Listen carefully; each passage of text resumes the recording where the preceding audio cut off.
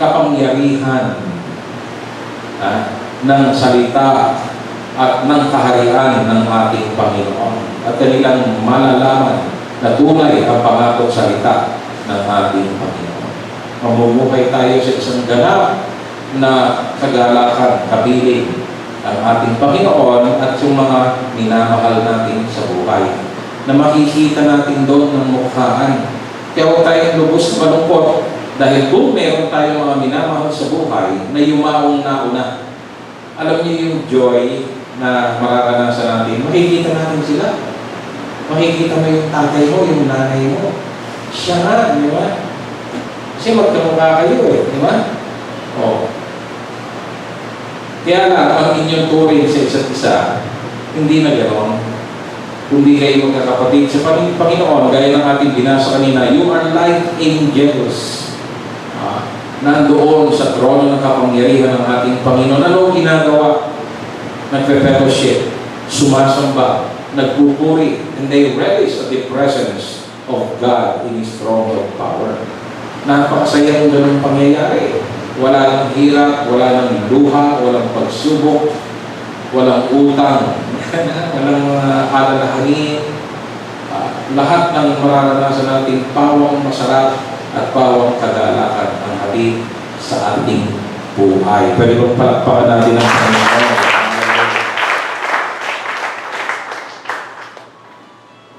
Now, Christ's resurrection, sabi natin kanina, should be the pattern of the believer's resurrection. Magkaroon tayo ng kapayapaan at katiyakan na ang salita ng Panginoon ay ganyan tutuparin. All will rise from the grave because it was so promised by the Lord. It was promised that the dead should live and their bodies should rise. Isaiah 26:19. Tingnan nga natin iha. Sabi natin sa lumang tipan man lang, ipinangako ng Panginoon yung muling pagkabuhay. So anong sabi sa Isaiah 26:19? Your dead will live. Your dead will live. Their bodies will rise. Awake and sing.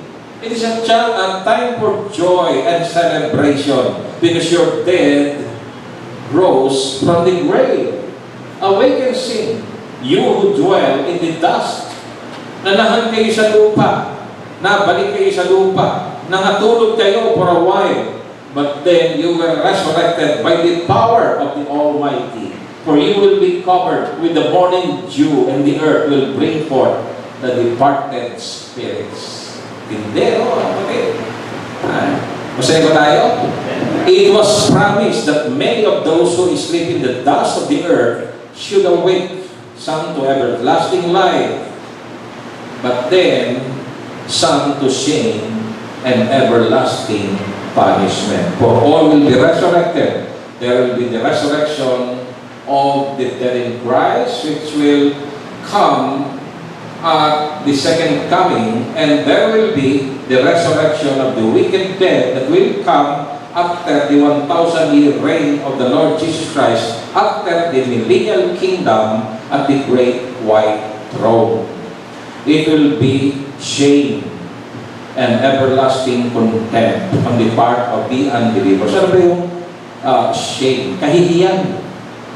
Walang hanggang kahihiyan at walang hanggang contempt, yung pagkaalipusta at kadustaan. Tingnan. By His own resurrection, Christ abolished death and brought life and immortality to life through the gospel. Alam niyo yung pagkabuhay ng ating Panginoon, magsilbing pamantayan at balangkas ng ating sariling muling pagkabuhay sapagkat yun ay halimbawa. Ano ang implication ng muling pagkabuhay ng Panginoon? Di ba? Katuparan ng kanyang pangakong salita at ang epekto nito, mga kapatid, kanyang inabolish ang Senado at Kongreso. Di ba, mga kapatid? Yun ang sabi ng mga pare, di ba? Galit na galit yung mga pare, lalo na yung nasa Cebu. Galit na galit sila, nag-declare sila ng di ba? ng protest, a very, very talagang vigorous, sustained protest laban sa mga politiko. Abolish Senate, abolish Congress, abolish PIDAP. Ang Panginoon, pagdating ng takdang panahon, He shall abolish death, and He shall bring light to everyone who believes in Him. 2 Timothy chapter 1, verse 10. Tingnan po natin. This has now been made evident through the appearing of our Savior Jesus Christ, who has abolished death and has brought life and immortality to light through the gospel. Alam niyo mga kapatid, sa ating Panginoon, wala na yung salitang kamatayan. Wala na yung pagdurusa ng ating kalooban sa kamatayan ng ating minamahal. Kanyang dadalhin ang buhay sa bawat isa dahil siya ang buhay. Kaya sabi niya, I am the life, I am the light, I am the resurrection and the life. I am the way, the truth, and the life. Ako ang buhay. Kaya sa pamamagitan ni Kristo, ano sabi? Inalis ang kamatayan. Sa kanyang muling pagkabuhay ay kanyang tinudyo ang kaaway. At ang sabi ng Panginoon sa kanya, O death, where is thy sting? O Hades, where is thy victory? Wala na. Kasi sa pagkabuhay ni Kristo, ang kamatayan ay hindi na maaaring mag-assert ng dominion, ni influence sa buhay niya at maging sa mga mananampalataya. Because He has abolished what? Death.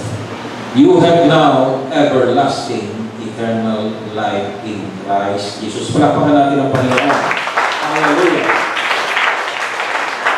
And this truth must be preached to all. You were commanded to go forth and preach the gospel. What gospel will you impart to people, especially to the lost?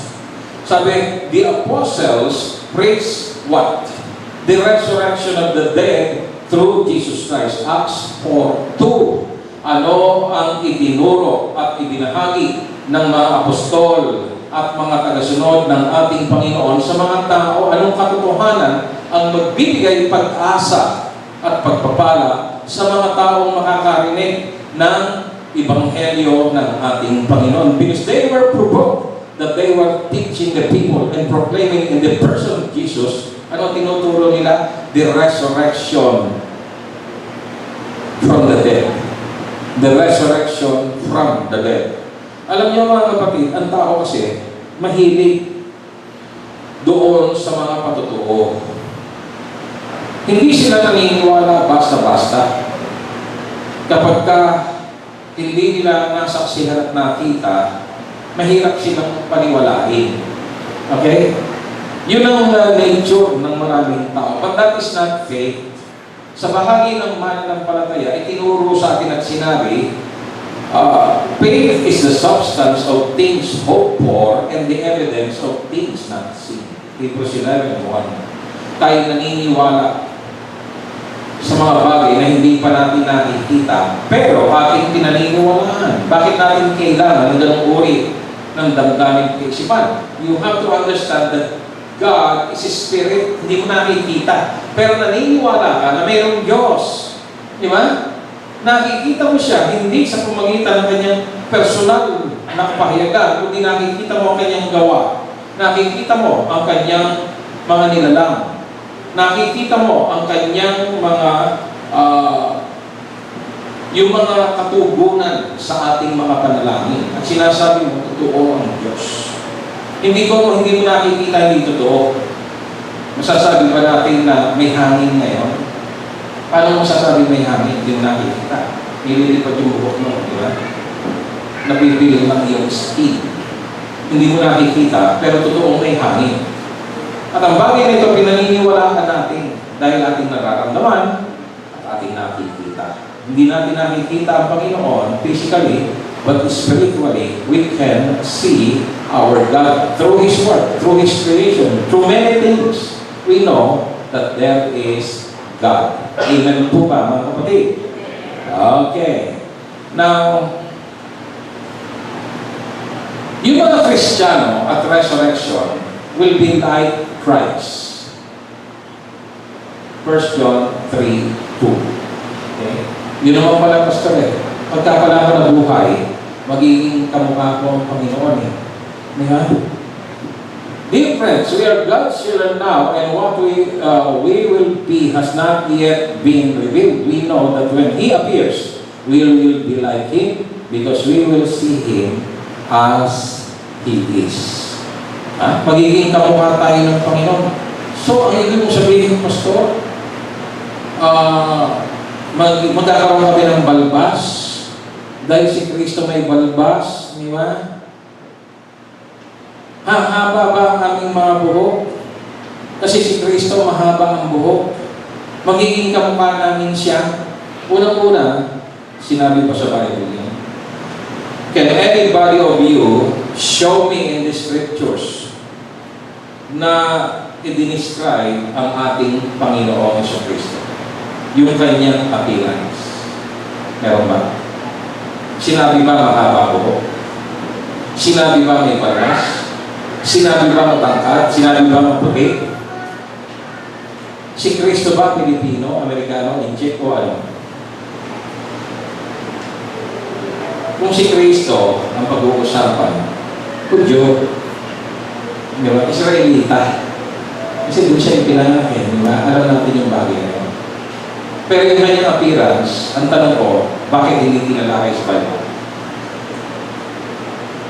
Alam nyo, ito ang problema ng mga tao because of their propensity to commit idolatry. That once you describe a certain saint or a Bible character, a great man of God, gagayahin nila yun eh. Kung sinabi ng Biblia, si Kristo mahaba buhok, may balbas, gagawa ang tao uukit ng rebulto na gano'n ang wangis. Ganon ang kapahayagan. Kaya nga, ang Panginoon hindi sinabi kung ano ang kanyang itsura para ma-prevent yung masamang gawain ng tao na sumamba sa rebulto at Diyos-Diyosan. Kasi ipinagbawal eh. Ayaw ng Panginoon. Di ba? Oh. So, Pastor, magiging kumuha kami ni Kristo. Teka, babae ka eh. Gusto mong karoon ng balbas, babae ka. Yeah. Bakit siguro babae may balbas? Okay. Ano ibig sabihin ko sa atin? We shall be like Jesus. Tingnan din mga subsequent words na ginamit. The resurrection body will be like Christ's resurrection body. The resurrection body will be real body. Ang tinutukoy dito, yung ating katawan. Yung katawan ni Kristo. Yung katawan ni Kristo, glorified, resurrected body.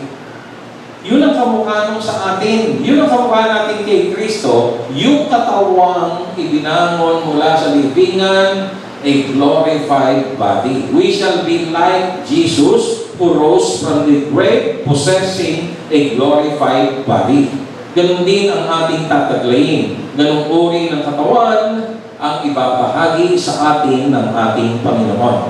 Now, alam niyo, ang ganda nito, mga kapatid. Kaya may pag-asa eh. Pag ako nag-minister, pagka mayroong patay, sa necrological service, sa funeral service, yan, lagi yung kasama si Samuel, the king of the funeral service. Okay? Pag kumanta yan sa mga patay, talaga namang yung patay, gustong lumilat eh. Talagang blessed na blessed yung mga tao. Eh, kasama ko yung mga crying ladies. Tayo mga crying ladies natin. Sila naman ang back up kay Brother Samuel. Shuwari-wari-wap, sabi niya.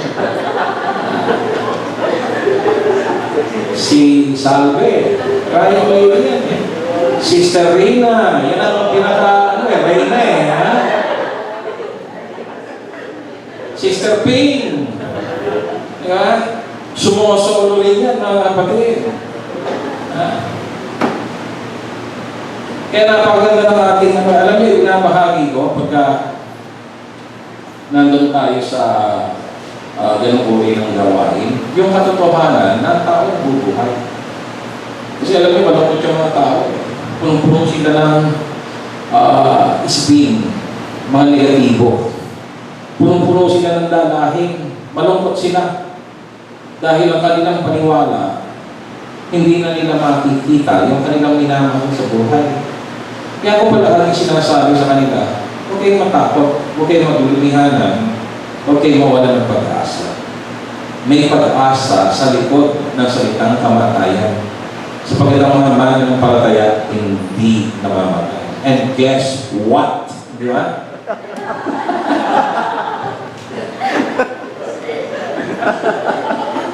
Ginagawa ko, dramatic yung na meron tayong guess what? Muling magbabangon ang mga mata ng mga patay sa lupa. At ang katawan na kanyang tataglayin is a real human body. Now, mga kapatid, hindi tayo namatay. Sabi spiritually, we were born again. We were given a new list of life spiritually. When we surrendered our life, we confessed our sins and accepted Jesus Christ as our Lord and Savior, we were born spiritually. We were born in the kingdom of God. Spiritual birth. Di ba? Regeneration. Pero mga kapatid, hindi lang yung katawang lupa at spirito, hindi lang yung kaluluwa at spirito ang buhay. Bubuhayin ng Panginoon pati yung katawang lupa. Oo, talaga? Bubuhayin ng Panginoon? Oo. And you have to understand that glorified body is a real physical body. Napakagandang katawan. No infirmity, no sickness and disease. Wala yung mga negatibong bagay. Wala kang galis, wala kang kapintasan, wala kang sugat. Kasi yung tupa ay iniaalay. Sabi ng Panginoon, ayoko na may galis, ayoko na may sakit, ayoko na may kapintasan. Di ba? Sa tabernakulo. Tayo mga kapatid, we are a living sacrifice, our bodies. Di ba? So ayaw ng Panginoon na mga ibabangon sa patay, may sakit na kanser. Di ba? May kapintasan, may sakit at karamdaman ang ibabangon ng Panginoon, isang napakagandang nilalang. Di ba? At yun ang ating magiging kapahayagan. We shall possess a real body. Bakit sinasabi natin real body? Ano ba yung real body? May buto, may laman. Okay? Ang pagkakaiba ng human body sa glorified body, yung human body may dugo. Because the blood gives life to the body. Blood is life. Okay? Blood is life. Pero yung glorified body, ang dadaloy sa ugat mo, hindi dugo.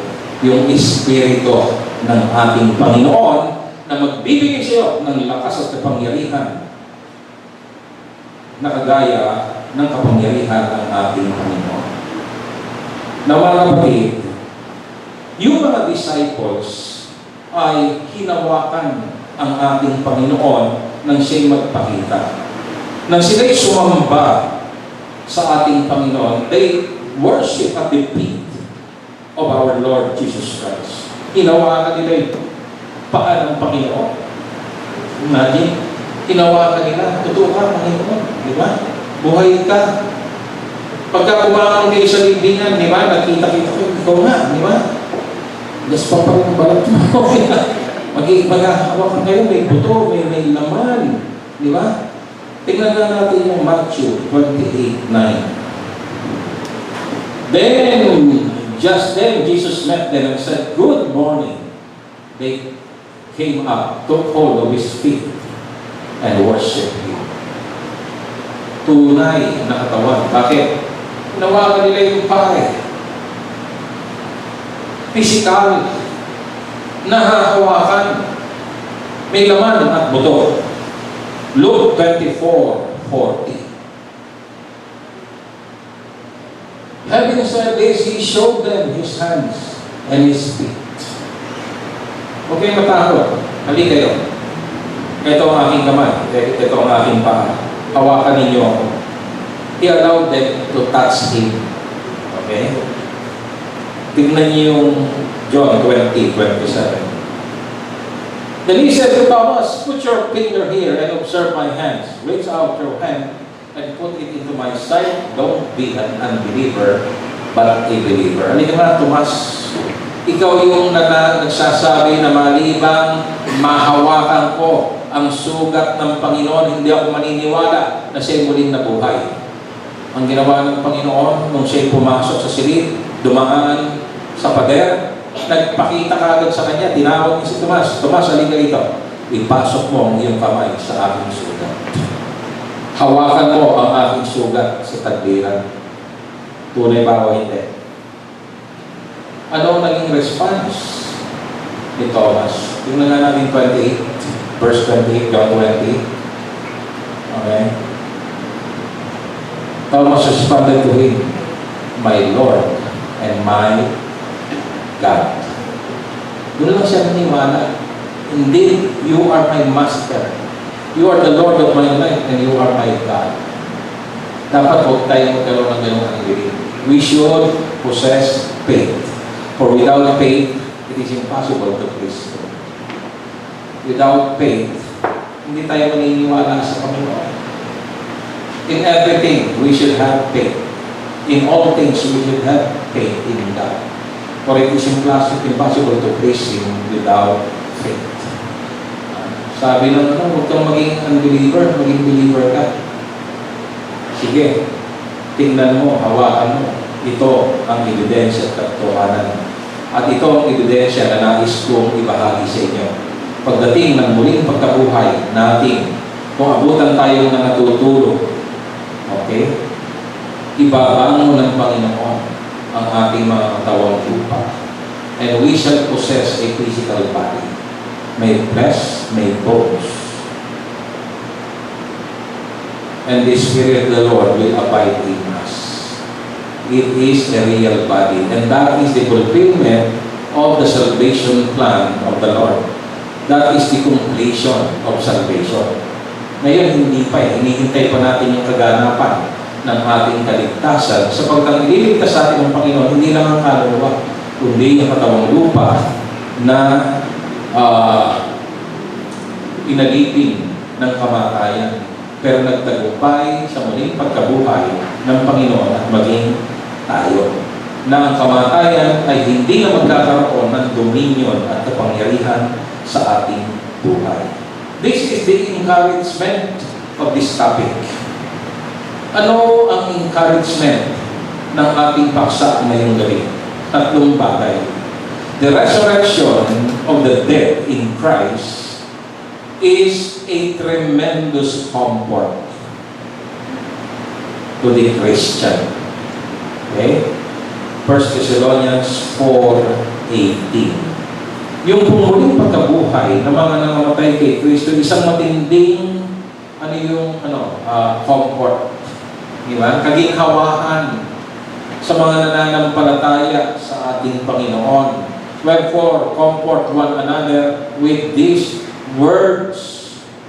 Kaginhawahan ito sa pusong nagdurusa at may hapis at may kabigatan. Di ba? Pagka narinig mo yung ganitong aral at turo, pangako ng ating Panginoon, ano ang hatid nito sa atin, lalong-lalong na tayo na naranasan ng ganitong uri ng karanasan. Halimbawa, nag-minister ako sa funeral service, sa necrological service. Ang tawag pala ng mga kapatid, para alam natin, BJ. Okay? Anong hatid sa atin ito? Comfort. Comfort ka, di ba? Naaalo ka dahil ang bagay na ito ay totoo at salita't pangako ng ating Panginoon. That is number one, comfort.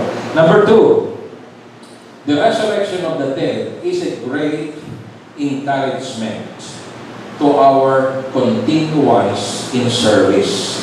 The resurrection of the dead is a great encouragement to our continuance in service. 1 Corinthians 15:58. Sige, papaliwanag sa inyo ito. Therefore, my beloved brethren, be ye steadfast and immovable, always abounding in the work of the Lord, for as much as ye know that your labor is not in vain in the Lord. Ang ginamit na salita, mga kapatid, hindi yung service, yung labor, yung work. It has to do with our service in Christ.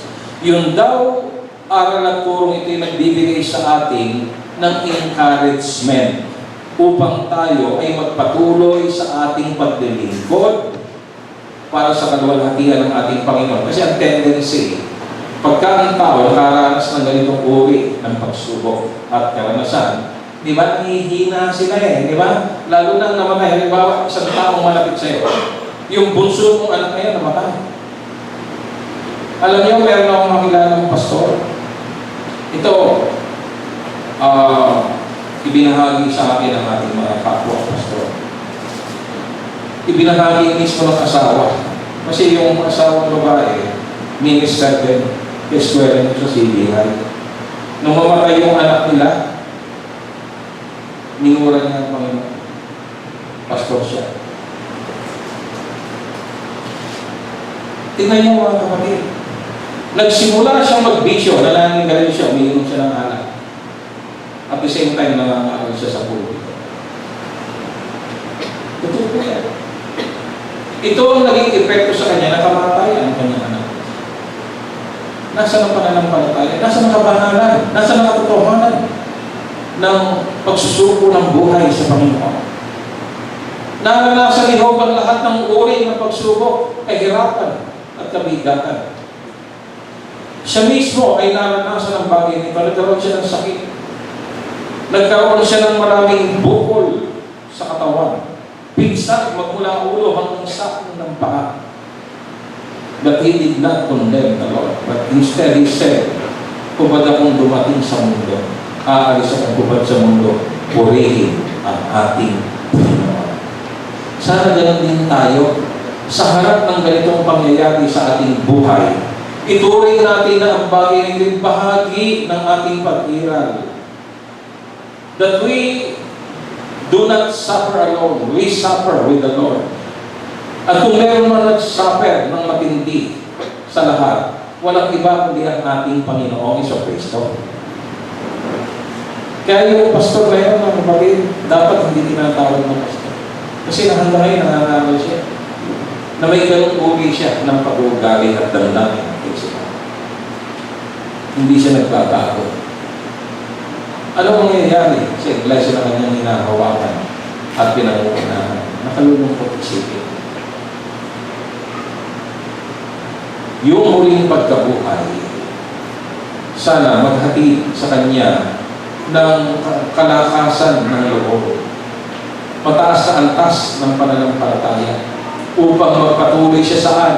Sa paglilingkod. At sa pamagitan ng katotohanan ito, pangako ng ating Panginoon, ay magkaroon siya ng pag-asa. Magkaroon siya ng katiyakan na bagay na dito, na bagay na dito magaganap sa kanyang buhay. Pagdating ng takdang panahon niya, namatay niya na makikita niya, bubuhayin ng Panginoon. At siya makikita sa kahalagan ng ating Panginoon. Encouragement for the continuance of service. Hindi yung hihinto ka, hindi yung hihina ka, hindi yung tatalikod ka sa Panginoon. Pagka nakaranas ka ng pagsubok ng suffering, ito ang naging epekto sa iyong buhay. Thirdly, the assurance of the resurrection of the dead takes away what? Ito yung ating purpose sa pangangaral ng paksang ito. It takes away fear of death. Diba? Inaalis nito yung takot sa kamatayan. Kasi ang tao, pag tinanong mo, takot ka ba sa kamatayan? Diba? Takot ka ba sa iyong sariling kamatayan? Talakayin mo sa kanya yung ganitong bagay. Sabihin mo sa kanya, ang tingin ko sa'yo, hindi ka natatagal. Yung itsura mo niya, mga 3 araw ka na lang mo. Baka upakan ka lang, di ba? Hindi, manghihilabot yun di ba? O kaya talangin siya, pagka ikaw namatay, anong gusto mong kabaho? Palochina? Akasya? Anong gusto mo? Plywood? Di ba? Anong gusto mo? I-cremate o ilibing? Di ba?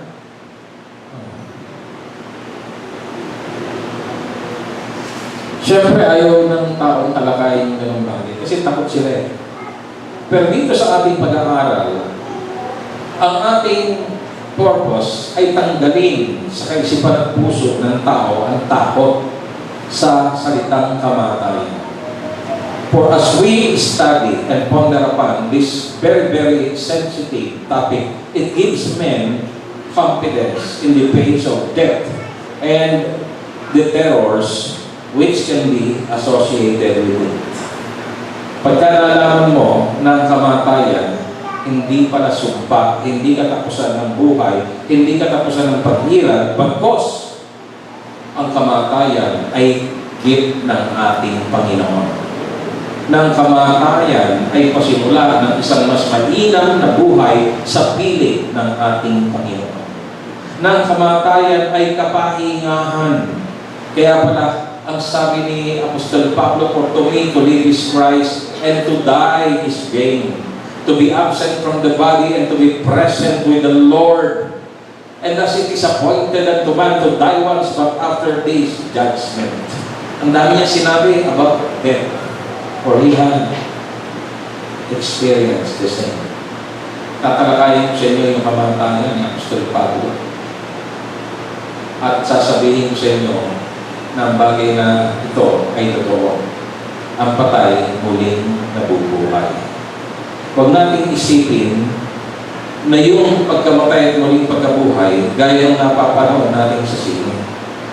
Na mayroong nakaburol at habang sila nagkakantahan at nag-aawitan, duminat yung patay at bumangon mula sa kabaong. Nagtalunan sa bintana. Yung mga mahinghing dalagang Pilipina ay dumaan sa bintana.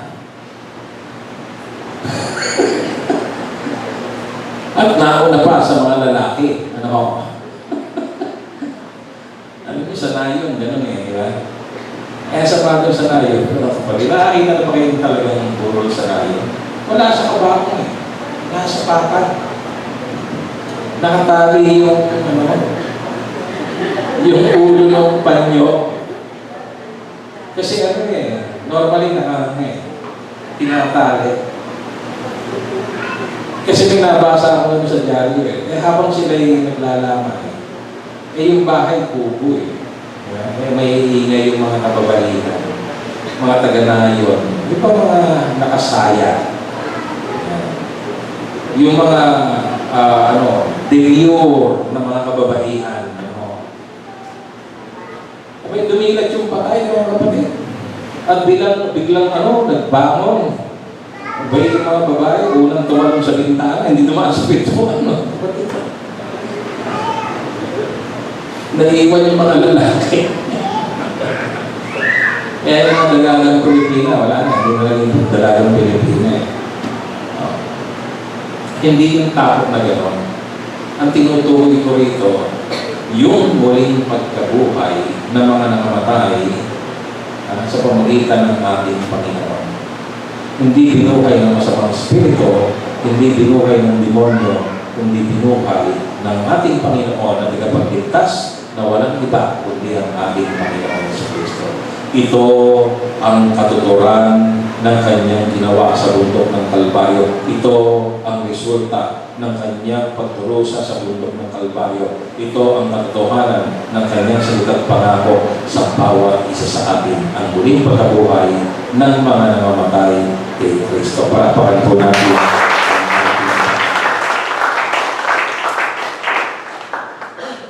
Takot ba kayo mamatay? After hearing this sermon, are you still afraid to die? Nawala na? Okay. Hindi na kayo takot mamatay? Sige, makaw na kayo. Susunod ako sa inyo. Marami pa akong gagawin sa mundong ito eh. Kahit natin pa yung para sa ating panalangin. Nawawala yung takot natin dito. Masaya po tayo. Lord, salamat po dahil ang kamatayan ay kaloob mula sa iyo. It is a gift of rest. It is a gift of sleep. Come unto me, all of you who labor and are heavy laden, and I will give you rest. Take my yoke upon you and learn from me. For I am lowly and gentle in heart, and you will find the rest for your souls. For my yoke is easy, and my burden is light. It is a rest for our soul. Death is rest. It is a comfortable sleep. It is a sleep that is given by God. Psalms 127 verse 2. Ito'y kaloob ng mahimbing na pagtulog at pamamahinga na kaloob ng ating Panginoon. Let us pray. Lord, while it is true that death, it's something that we cannot avoid. For the Word of God declares that it is an appointment that we must keep. Nevertheless, we can prepare ourselves to meet our fate without fear nor resentment. Although dying to many is the end of life and existence, Lord, you have shown us through your living Word the virtue and beauty of dying, that even the great Apostle Paul had boldly declared that dying is gain rather than a loss. That dying is a convenient way to be with the Lord of glory, closer and nearer to the throne of power and authority. Lord, help us to see your will without doubt and unbelief. Help us to see death as a gift rather than a curse, a victory rather than a defeat, a coming home rather than a departure. Help us to see your will without doubt and reservation, without struggle nor resistance. We continue to seek refuge in your holy word, which says that he who believes in me, though he may die, he shall live. For you have made death truly insignificant through the wonderful deeds of our Savior on the cross in Calvary.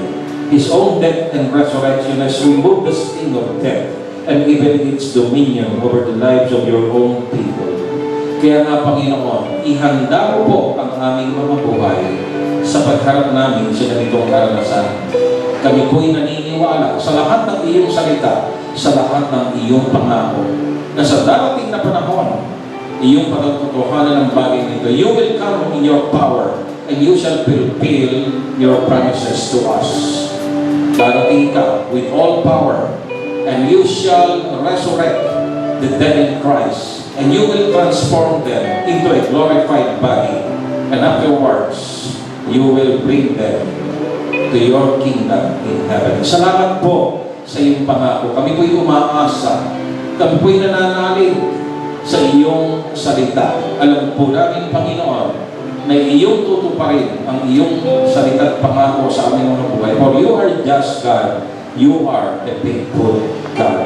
Ngayong gabi, Panginoon, salyuhan mo po ng makapangyarihang dugo ng Panginoong Jesus ang lahat ng mga bagay namin tinanggap mula sa iyo sa pamamagitan ng banal na Espiritu. Ang aming dalangin, Panginoon, ng aral at tulong ito ay maghatid sa amin ng pag-asa. Maghatid sa amin, Panginoon, ng pagpapala. Maghatid sa amin ng kaalaman at karunungan, kayamanan sa aming kaalaman sa iyong salita. Maghatid sa amin, Panginoon, ng isang panibagong antas ng pananampalataya, na kami magtitiwala sa iyo ng ganap sa lahat ng iyong salita at pangako sa aming mga buhay. Sa pamamagitan ni Kristo Jesus, naming Panginoon at tagapagligtas. Amen. Let us worship the Lord right now. Just bless Him. Exalt His mighty name, for He deserves to be praised and to be glorified.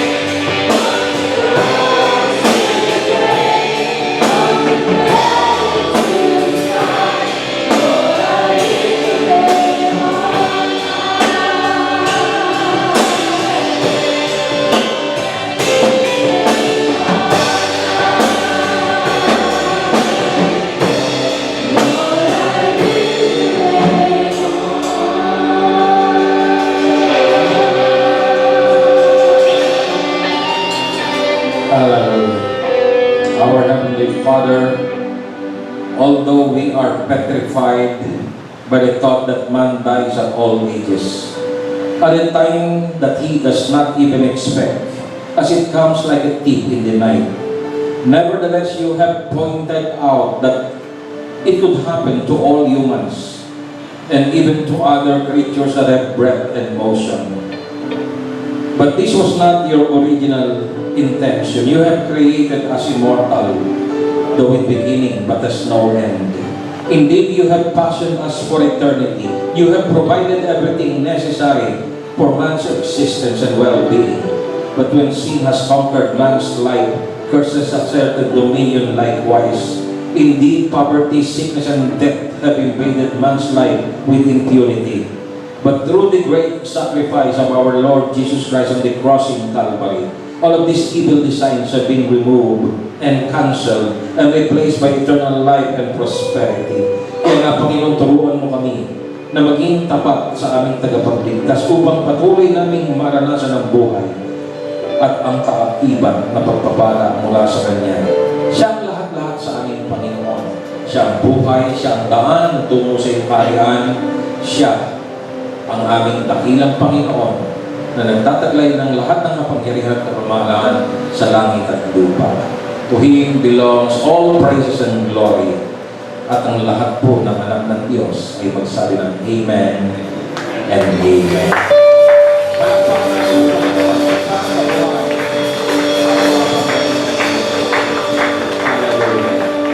Mari na po tayo umupo, mga kapatid. At ngayong gabi, ating pagpalain ng ating Panginoon sa pamamagitan po ng ating pagkakaloob. Mahal ba natin ang Panginoon? Buhay ba tayo? Ang paksa ko, kamatayan eh. Dapat buhay tayo, mga kapatid. Amen po ba? We are alive. Yun ang kinakanta natin eh. Alive, alive eh. Na mga kapatid, ngayong gabi, pagpalain natin ang Panginoon sa pamamagitan ng pagbibigay. Ang pagbibigay sa Panginoon ay may kaakibat na pagpapala. Ang Panginoon ang nagpapala sa mga taong marunong sumunod sa Kanyang utos, nagkakaloob ng kanilang mga handog para sa Kanyang kalawalhatian at bilang pagsamba sa Kanyang dakilang pangalan. Ngayong gabi, kung nais nating maranasan ang pagpapala, ang pag-iingat, at ang kapayapaan na hatid ng pagkakaloob sa Panginoon, let us be faithful and let us give our tithes and offering unto the Lord. Okay? So, ihanda po natin ang ating mga kaloob at tayo po'y manalangin. Aming dakilang Diyos, kami po'y nagpapasalamat sa iyong kabutihan sa aming mga buhay. Lubos ang iyong pagpapala sa amin. Sa panimula pa lamang ng gawain, naranasan po namin, Lord, ang iyong presensya. Naranasan namin, Panginoon, ang iyong pangunguna. Naranasan namin, Panginoon, ang kapayapaan. Naranasan namin, Panginoon, ang pagbubuhos ng iyong pagpapala. Naranasan namin ang kapangyarihan ng iyong salita. Ang kaalaman ng karunungan na hatid nito. Salamat po, Panginoon, sa napakaraming biyaya at pagpapala na iyong iginagawad sa amin. You are the greatest giver and we cannot outgive you. Kaya ngayong gabi, sa pamamagitan po ng aming abang pagkakaloob, pagpalain mo po ang bawat isa at mangyari nawa ang iyong mga pangako sa kanilang buhay, sa pangalan ni Cristo Jesus, naming Panginoon at Tagapagligtas, ang lahat ay magsabi ng Amen and Amen. Magbigay po tayo sa ating Panginoon.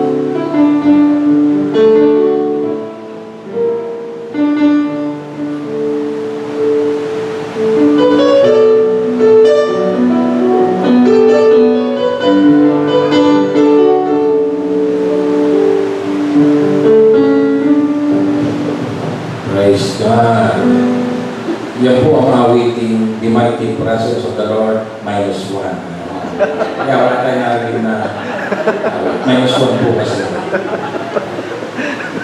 Okay? Tawagin natin si Sister Leia para sa isang maikling patuturo. Okay? Yan si Sister Leia. Kauba sa Brother Pigo. Ako rin po ang Panginoon. Mag-share na po ako ng mahihila. Gusto ko lang po pasalamatan ng Panginoon sa ginawa ko sa kulang ko. Financial, fiscal po. Naranasan ko lang sa kulang. Naiiyak na po ako sa Panginoon ko. Gusto ko lang po pasalamat sa Kanya na sa kabila po na naranasan namin. Lagi po yung promise na kaya hindi ka dapat mag-doubt. Kaya hawakan na po natin yung pangako niya sa atin. Sabi nga po sa Romans 8:1. Kung ibinigay niya po sa atin ang kanyang bugtong na anak upang sa kaniligtas natin. Alam ko po kaya yung mga pangangailangan natin sa buhay na ito, yung physical, nakagaling na ng magulang ko, naranasan ko namin sa kapilan talaga po siya. Kung natating niya po dito talaga kung mga panya sa Pinas, hanggang dito po. Salamat po kay God kasi po, naranasan po namin yung pagalingan, tsaka po yung naranasan po namin sa buhay na kahirapan, na hindi po niya kami pinabayaan. Ayun lang po masasabi ko na panghawakan na po natin ang pangako niya at wala akong imposible sa Panginoon. Glory to God. Yeah, totoo nakaranas sila ng financial difficulty. Ngunit ang Panginoon ay kumilos at sila ay pinagpala. Sa bahagi naman ng nanay mo, no? Pinagaling ni Lord. Pwede ba tumayo si nanay? Nanay, pwede mo ba kayong tumayo? Siya yung living testimony na ang Panginoon ay nagpapagaling. Nagkaroon siya ng sakit, pero pinagaling siya ng Panginoon. Sa pamagitan ng kapangyarihan ng Panginoon, siya ay nakaranas ng healing. Kaya huwag tayo mawawala ng pag-asa pag dumating sa atin ang pagsubok, dumating sa atin ang kahirapan, dumating sa atin ang sakit ng karamdaman, kanino ka lalapit? Kanino ka hihingi ng tulong? Unang-una, faith declares na dapat unahin natin si Lord. Unahin natin ang Panginoon kaysa kung sino man. Bago ka pumunta sa tao, pumunta ka muna sa ating Panginoon. Manalig at umasa sa ating dakilang Panginoon. Okay? Now, huwag po natin kalilimutan ipaganyaya ang ating gawain tuwing araw ng linggo. 4 po ang ating services, umaga, tanghali, hapon, at gabi. Okay? Lahat po tayo mamunga at maglingkod sa Panginoon sa pamagitan ng paghahatid ng mga kaluluwa dito sa ating church. Yung po ang isang bagay na magagawa natin. Not only to share the gospel, but also to birth new converts. Kinakailangan po tayong manganak ng mga tupa. Dahil tayo ang mga tupa. Ang tupa na hindi ang pastol. Ang pastol ang gumagabay, nagpapatnubay, nagtuturo. At tayo mga tupa, tayo po ang nagmumultiply. Kaya nga mga kapatid, mahalaga na ang bawat isa ay maging productive. At tayo po ay maglingkod sa Panginoon sa pamagitan ng ganitong uri ng ministeryo. Spread the gospel and invite new prospective converts sa ating church. Okay? Pangalawa, huwag po natin nalilimutan ipag-pray ang ating mga kapwa, mananampalataya, ang ating mga leaders, mga workers ng ating iglesia. Huwag natin nalilimutan ipag-pray, maging ang ating mga government leaders ng ating bansa. Okay? Lalo na ngayon, kailangan po ng ating bansa ng panalangin. Puno-puno tayo ng problema, di ba? Mga natural calamities, violence, graft and corruption sa gobyerno, lahat ng uri ng kasamaan na umihiral sa ating buhay at sa ating bansa. While ito po ay bahagi ng mga signs ng nalalapit na pagdating ng ating Panginoon, ang ating prayer hindi dumating ang ganito sa ating buhay. For it will come. For these things are prophesied in the scriptures. Ang ating prayer, dapat, Lord, dumating man ganitong mga bagay sa aming buhay, maranasan man ng aming buhay, ng aming sariling bansa, spare us. Di ba? Help us. Be with us. Yun ang ating panalangin. Hindi yung sabihin natin, Lord, ayaw kung maranasan ang bagay kung maranasan natin. Kaya lang, sabi natin, kung mangyayari bagay nito, nasa atin ang Panginoon. Siya ang nagbibigay sa atin ng lakas, gabay, patnubay, panguna, kalakasan, yun, comfort, encouragement, nagmumula sa ating Panginoon. At ngayon din, mga kapatid, isama natin sa ating prayer yung ating mga nalalapit na programa sa ating church. Marami ho tayong activities. At isa rito yung nalalapit na year-end retreat na mangyayari sa Baguio. December 26, 27, and 28. Kung kayo po ay nagnanais na makasama rito, magpadala po kayo at tayo magkakaroon ng year-end retreat sa Baguio. As usual, sa Philippine Baptist Theological Seminary. Okay? At din, sama ninyo sa ating prayer, ang ating missions program. Ang ating pong missions program ay laganap na. Hindi lamang dito sa ating sariling bayan, kundi maging sa ibang bansa. Tayo po ay nagmi-minister sa mga unbelievers. Nagmi-minister tayo sa iba't ibang iglesia at natutulungan natin hindi lamang ang mga kapwa mananampalataya, kundi maging ang mga pastor ng iba't ibang iglesia sa ating kapuluan. At isama ninyo ako sa inyong prayer. Malapit na akong umalis before November 18. Kami po itutulak papuntang United States. At doon tayo mag-minister. At ang aking prayer, magkaroon tayo ng mas malagang na gawain sa Estados Unidos. Who knows, baka darating yung pagkakataon, kailanganin natin ang manggagawa. Isa kayo sa mga gagamitin ni Lord na maglingkod sa dahong iyon ng ating mundo, hindi naman sa ibang bansa. Ang mga nag-aaral po sa CBI, sila ay qualified maging missionaries. Unang-una sa Southeast Asia, may mission sortie ang CBI sa 5 nation po ito. Vietnam, Laos, Cambodia, Myanmar, Thailand. Okay? Itong buwan pangkasalukuyan. So, nakikita natin dito yung mga opportunities na binubuksan ng Panginoon. Hindi lamang sa ating sariling bayan, hindi lamang sa ating buong kapuluan, kundi maging sa ibang bansa.